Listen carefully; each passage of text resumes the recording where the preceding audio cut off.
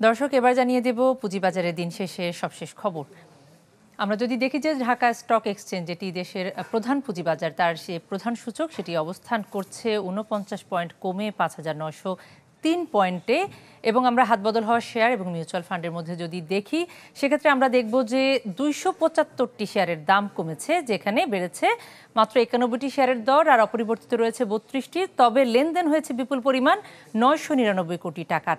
এবং আমরা যদি দেখি যে অপর পুঁজিবাজার চট্টগ্রাম স্টক এক্সচেঞ্জ, সেখানেও আমরা দেখছি যে ১১০ পয়েন্ট কমে অবস্থান করছে ১৭,০৩১ পয়েন্টে। এবং আমরা যদি দেখি হাতবদল হওয়া শেয়ার এবং মিউচুয়াল ফান্ডের মধ্যে দাম কমার তালিকা এখানে দীর্ঘ। আমরা দেখছি ১৮০টি শেয়ারের দাম কমেছে, যেখানে যার বিপরীতে বেড়েছে ৫৫টি শেয়ারের দর, অপরিবর্তিত রয়েছে ১২টি, লেনদেন হয়েছে ১১ কোটি টাকা।